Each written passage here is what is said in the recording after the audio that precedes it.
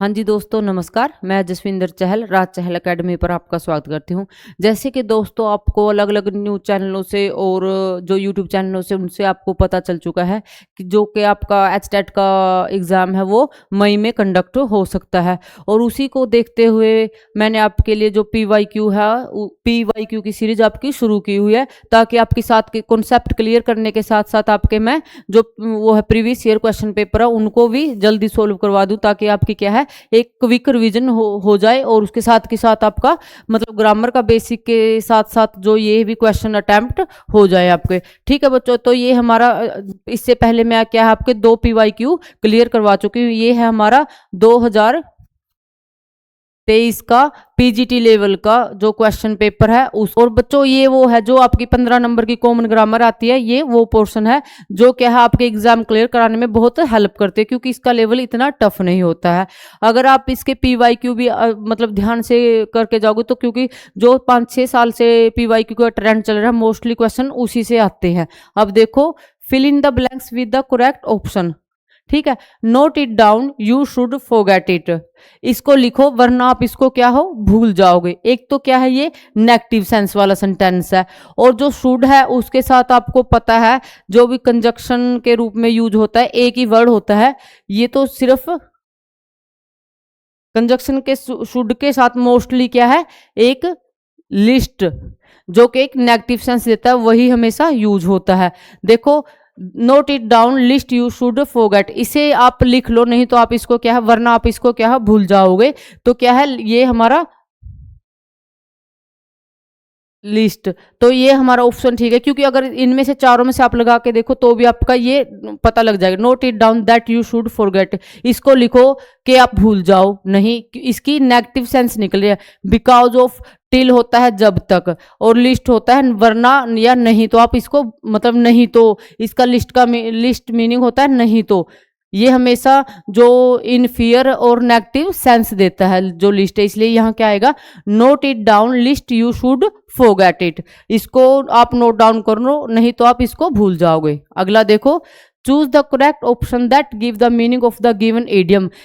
आपको इडियम है जो पिछले मोस्टली 10 ईयर के उठा के देखो, PGT या TGT लेवल या PRT लेवल, जो भी आपके इडियम आए हैं, अगर आपके पास ज़्यादा नहीं टाइम है तो आप इन इडियम को एक बार जरूर आप नजरों से निकाल के जाओ, इनमें से आपका कोई ना कोई आ जाएगा। देखो, spill the beans, spill the bean होता है मतलब तो उस चीज बीन्स को तोड़ना। तो तोड़ने का क्या मतलब होता है, जब हम सीक्रेट किसी का सीक्रेट खोलना। अनइंटेंशनली मतलब फ्लो में बोलते बोलते क्या है हम अचानक कोई सच्चाई बोल देते हैं जो हमें नहीं बतानी थी, ये होता है इसका मीनिंग। देखो, increase work no, face a great loss नहीं, टू लीक ए सीक्रेट ये है। स्पिल द विन का मतलब होता है किसी सीक्रेट को बातों बातों में वो मतलब राज उगल देना, ये होता है टू लीक अ सीक्रेट। सेग्रेट होता है अलग करना, इसका मीनिंग है टू लीक अ सीक्रेट। ठीक है, अब इसका 48 नंबर देखो। देखो बच्चों, मेरी पूरी कोशिश है जो आपके 4 के 4 ऑप्शन दिए होते हैं मैं उसमें से हर एक का क्या है आपका डाउट क्लियर करूं। ऐसे नहीं है भाई हाँ इस पे टिक लगा दिया तो भाई इसका आंसर ये नहीं, जो चारों ऑप्शन है वो उसमें क्यों नहीं मतलब आ सकते वो भी मैं आपके साथ साथ क्लियर कर रही हूँ। The Pak army turned hostile, hostile के साथ हमेशा ही टू, ठीक है, टू प्रपोजिशन इसके साथ फिक्स होती है। कुछ प्रपोजिशन कुछ वर्ड ऐसे होते हैं जिनके साथ हमेशा क्या है उनके साथ फिक्स प्रपोजिशन होती है, ये होता है होस्टाइल। होस्टाइल टू का मतलब होता है किसी से डिसएग्रीमेंट होना, डिसकंटेंटमेंट होना या किसी के विरोध में होना वो चीज। देखो, the Pak army turned hostile to ISIS, मतलब जो पाक आर्मी है जो उसके ISIS के क्या है विरोध में खड़ी हो चुकी है, मतलब अब उसके अंडर नहीं है वो। फोर तो देखो, टू तो हमारा है, फोर मतलब लिए, उसके लिए तो थोड़े खड़ी हुई है।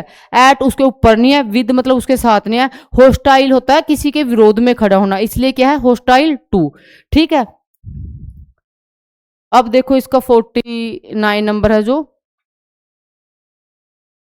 To the correct passive of the given sentence. एक आपको एक्टिव पैसिव और टेंस और जो ये नरेशन है ये तो आपको करके ही जाने हैं, क्योंकि 6-7 क्वेश्चन सिर्फ आपके टेंस, नरेशन और एक्टिव पैसिव से इसमें बन रहे हैं। Choose the correct passive, passive इसकी फॉर्म देखनी है, please give me some more time. ये देखो जो ये हमारा सेंटेंस दिया हुआ है ये क्या है, इंपेरेटिव सेंटेंस है। ठीक है, इम्पेरेटिव सेंटेंस है। इम्पेरेटिव सेंटेंस कौन से होते हैं? जिसमें किसी को ऑर्डर दिया होता है, रिक्वेस्ट की होती है, तो वो होते हैं। जैसे इसे प्लीज से हमें क्या पता उसने क्या है, रिक्वेस्ट की हुई है। और रिक्वेस्ट में जैसे हम किसी टीचर से मे आई कम इन सर, किसी से रिक्वेस्ट करते हो क्या यूज करते हैं? मे। तो इसमें देखो मे कहाँ है, some more time might please be given to ये, इसमें हम माइट का यूज कर सकते हैं, पर हम ज्यादा क्या है, मे का यूज करते हैं। Some more time may please be given to ये है इसका, some time may please be given, ये यूज होता है जब भी हम मतलब उसमें पोलाइट वे में किसी से रिक्वेस्ट करते हैं। तो आपको एक वर्ड याद रखना है, मे प्लीज का और बी का यूज होता है, मे प्लीज बी। ठीक है बच्चों, इस क्यों ये पहली बात तो ये देखने आपको कौन सा स्ट्रक्चर है, इम्पेरेटिव है। इसमें क्या है, रिक्वेस्ट की हुई है। रिक्वेस्ट में हमेशा मे प्लीज बी का यूज होता है। Some more time may please be given to me ये इसका ऑब्जेक्ट है। सम मोर टाइम कुड नहीं आएगा और शुड नहीं आएगा। ठीक है, जो रिक्वेस्ट वाला होते हैं उसमें क्या होता है, मे प्लीज बी गिवन का यूज होता है। तो हमारा ऑप्शन क्या है, 2 नंबर ठीक है। 50 नंबर देखो इसका, विच of the following option express the correct meaning of the sentence given below. इसमें क्या है, एक सेंटेंस दिया हुआ है, उसके 4 ऑप्शन दिए हुए हैं। आपको जो ये मतलब ये सेंटेंस सेंस दे रहा है वही मतलब नीचे आपको देखना है इससे मिलती जुलती सेंस किस में होती है। No sooner did I reach the college then the bell rang, मेरे मतलब कॉलेज में पहुंचते ही, मेरे कॉलेज में कदम रखते ही क्या है, बेल बज चुकी है। तो ये क्या है, सीक्वेंस है। मैंने आपको कल वाले PYQ में भी समझाया था, जब नो सुन रहा हमेशा उसके साथ क्या है, डिड का यूज होता है। देखो बच्चों उसमें क्या थी, उसमें डिड और देन की स्पेलिंग में मिस्टेक थी। आप ये बात ध्यान रखो, नो सुनर के साथ एक तो कोरिलेटिव कंजक्शन है, देन का यूज होता है THAN, और इसके साथ हमेशा डिड या हैड का यूज होता है। No sooner I did reach the college, मेरे मतलब कॉलेज पहुंचने के तुरंत मतलब उसी time, the college the bell rang, 2 action हो रहे हैं। एक एक्शन मेरा कॉलेज पहुंचने का और दूसरा एक्शन है बेल का रिंग होने का। अब देखो इसका मतलब मिलता जुलता है। The sooner I reached the college earlier the bell rings, नहीं मतलब मेरे कॉलेज पहुंचने से पहले ही क्या बेल बज चुके, नहीं ये सीक्वेंस में है, मतलब मैं कॉलेज पहुंचा और बेल तब रिंग हुई। I reached the college and the bell was rang after, उसके बाद नहीं, ये भी गलत है, उसके बाद नहीं उसी time. Although I reached the college, the bell began to ring, नहीं बेशक मैं कॉलेज पहुंच गया पर बेल बजनी शुरू हो चुकी थी, नहीं।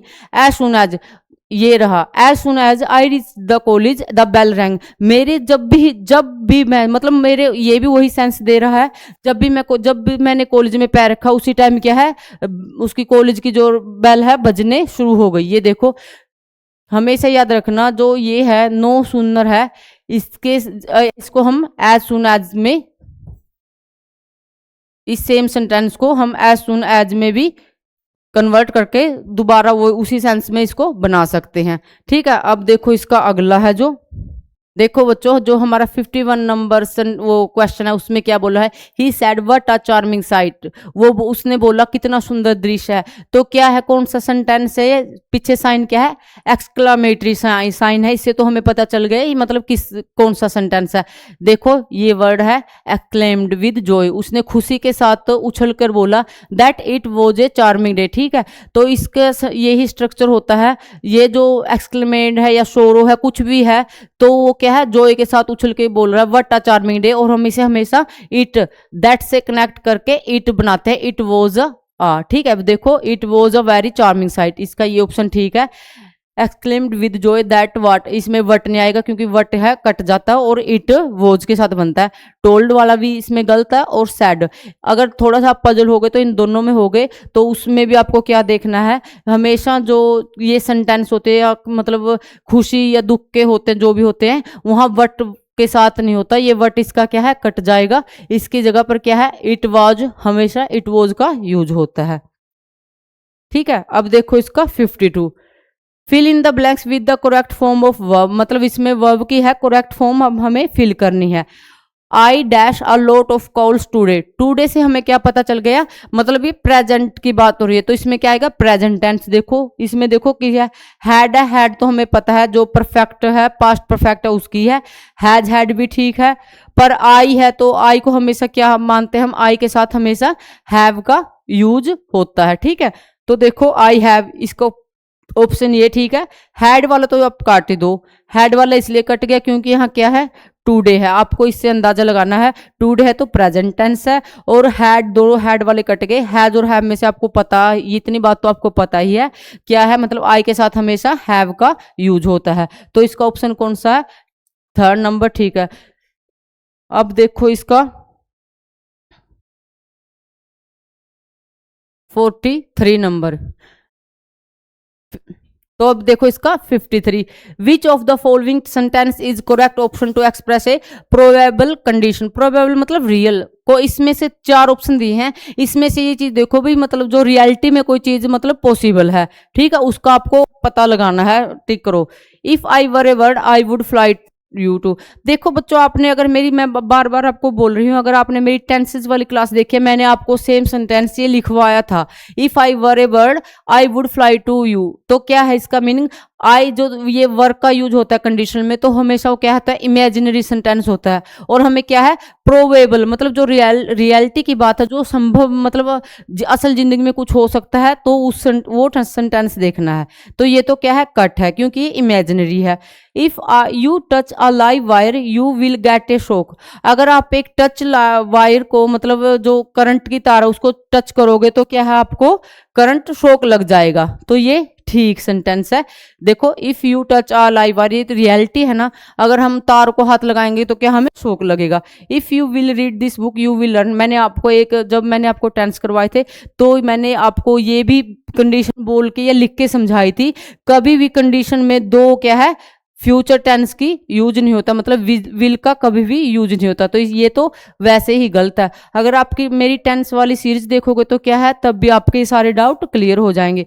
If I had reached in time I could have saved her. ये क्या है, ये तो मतलब पास्ट की बात हो चुकी है, पर इसने बोला प्रोबेबल कंडीशन, जो मतलब कंडीशन रियलिटी में है, हो सकती है, ये है।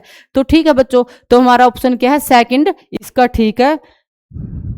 ये क्या है, if you touch A live wire you will get A show, condition रखी हुई है, अगर आप ये काम करोगे तो दूसरा काम ऑटोमेटिक उसका रिजल्ट वही निकलेगा। इसका है 54, choose the part of the sentence that is grammatically incorrect. जो मतलब नीचे दिए हुए पार्ट है उनमें से इनकोरेक्ट कौन सा है, हमें वो देखना है। देखो, he thought he will be able to do whatever he wanted with his job. तो ये भी क्या है, हमारा टेंस से रिलेटेड है, ठीक है। ये आपका थर्ड क्वेश्चन है जो टेंस से रिलेटेड, 15 नंबर में सिर्फ ये थर्ड है जो टेंस से रिलेटेड है। देखो, ही थॉट, थिंक की सेकंड फॉर्म क्या है, थॉट है, तो ये क्या है, पास्ट इंडेफिनिट टेंस है।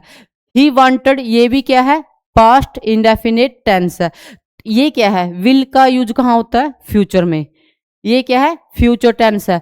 तो आप इससे अंदाजा लगा सकते हो, दो दो बातें हैं जो पास्ट में की हुई, तो हम उसमें फ्यूचर कैसे आ सकता है। तो ठीक है, इसका क्या है, बी पार्ट गलत है, ठीक है, इसका बी पार्ट गलत है। यहाँ क्या आना था, विल के जगह क्या, अगर वुड होता तो ये हमारा ठीक होता। He thought he would be able to do whatever he wanted with he job. ये भी टेंस से रिलेटेड, अगर आपका टेंस का कॉन्सेप्ट क्लियर है तो आप क्या है, इसे आसानी से कर दोगे। ठीक है, ये आपको देखना, ये थॉट है, सेकंड है, ये भी सेकंड फॉर्म है, तो गलती कहाँ पर, विल की, तो ये सेकंड है। जो चीज बच्चों आपकी गलत है, मैं उसको हर एक चीज को क्या है, आपको रीजन देकर बता रही हूँ, ये चीज मतलब उसमें क्यों नहीं आई, ऐसे नहीं है भी मैं आपको सिर्फ एक टिक लगाकर बता रही हूँ, हाँ इसका ऑप्शन ये है, ताकि आपके उससे रिलेटेड कोई और भी क्वेश्चन बने तो क्या आप उससे आसानी से अटेम्प्ट कर सको। The Jews were most reluctant to contribute in the Palestine cause. ठीक है, ये इसमें भी आपको क्या है, दो एरर हैं, पर एचएसएससी ने इसकी एक एरर मानी है। देखो मैं आपको समझाती हूँ इसकी दो क्यों है। द जूस वर मोस्ट रेलिक्वेंट, ये कौन सी है, ये कौन सी डिग्री है, कंपैरेटिव या सुपरलेटिव, सुपरलेटिव डिग्री है। सुपरलेटिव डिग्री के साथ हमेशा क्या यूज होता है, सुपरलेटिव डिग्री के साथ क्या होता है, द का यूज करते हैं हम, ठीक है। ऐसे the news were the most relevant to contribute, और जो कंट्रीब्यूट है उसके साथ हमेशा टू होता है, किसी चीज में हिस्सेदारी देना। टू द पैलेस्टाइन कोज, मतलब जो जोश है, जो फिलिस्तीन का जो भी केस है उसमें सबसे ज्यादा कंट्रीब्यूट उनका है, मतलब उस मामले में। तो क्या है, इसमें दो एरर है, पर एचएसएससी ने इसकी एरर ये बी, ये डी वाली माननी है, क्योंकि कंट्रीब्यूट के साथ हमेशा टू का होता है, कंट्रीब्यूट टू होता है किसी चीज में हिस्सेदारी लेना, शेयरिंग टू, ठीक है। इसका ये, पर इसकी गलती यहां भी है, क्योंकि सुपरलेटिव के साथ हमेशा दा का यूज होता है, पर हमें वही चीज करनी है जो एचएसएससी मानती है, इसलिए इसका क्या है, डी इसका ऑप्शन है। इसका 56 देखो, द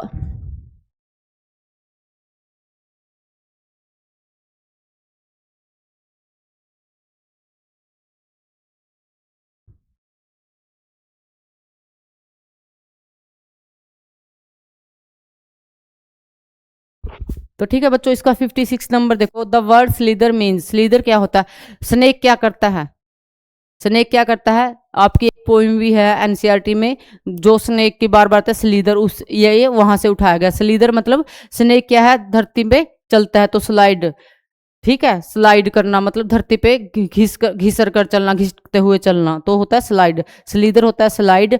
लिक चाटना, वेनोमियस मतलब जहरीला, उसके शब्द हैं, पर ये क्या है, यहाँ स्लाइड है, ठीक है। ये स्नेक से रिलेटेड वाली पोइम आपकी, उसमें ये वर्ड बार बार यूज होता है। स्लीदर मतलब होता है धरती पर मतलब चलना, पैदल नहीं, जैसे स्नेक के पैर नहीं, जिस भी जानवर के मतलब पैर नहीं है वो उसके लिए ये यूज होता है। इस क्वेश्चन पेपर में आपका ये 5th क्वेश्चन है, जो क्या है, टेंस से रिलेटेड है। अब देखो इसका, When I lost her, she was deeply involved in debt. जब मैं उसको लास्ट मिला था, लास्ट से ही पता चल जाएगा आपको, मतलब वो काम हो चुका है। सेकंड नंबर देखना, यहाँ क्या है, वोज का यूज हुआ, तो क्या है हमारा, पास्ट में आएगा। हैव मेट नहीं आएगा, मेट, हैज मेट या डिड मेट। डिड मेट तो इसलिए नहीं यूज हो सकता क्योंकि ये ना इसमें क्वेश्चन पूछा और ना नेगेटिव है, तो क्या है इसका, मेट मीनिंग आएगा, ठीक है। When I last met her, मैं जब उसको लास्ट मिला था, she was deeply involve in डेप्ट, वो कर्जे में डूबी हुई थी, ठीक है। तो क्या है इसका, मेट आएगा। ये पास्ट इंडेफिनिट टेंस है। अब देखो इसका 58, fill in the blanks with the correct option. इसमें करेक्ट ऑप्शन है, how did the thief the padlock, इस ये भी क्या है, टेंस से रिलेटेड क्वेश्चन है। हाउ डिड ही, डिड किस में यूज होता है, पास्ट इंडेफिनिट टेंस में।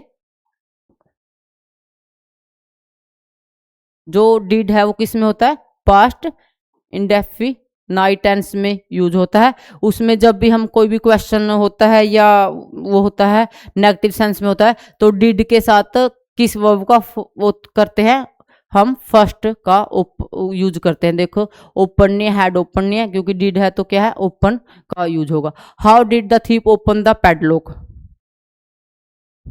अब देखो इसका 59, fill in the blanks with the correct modal auxiliary. इसमें मोडाल भरने, इसमें स्पेशली इन्होंने बोला हुआ रिक्वेस्ट, ये आपका काम क्या है, इन्होंने आसान किया हुआ है। देखो, यू माइंड लैंडिंग में योर पेन, क्या अब हम किसी को, देखो आपको ये चीजें पता होनी चाहिए, जब भी हम किसी को, किसी से कोई चीज मांगने के लिए रिक्वेस्ट करते हैं, हमेशा वहाँ वुड का यूज करते हैं। क्या आप मेरे को आपका ये पेन मतलब देना पसंद करोगे, तो क्या है, वुड। शुड का होता है कोई भी मतलब आइडियोलॉजी, मतलब आदर्शवादी बातें करते हैं।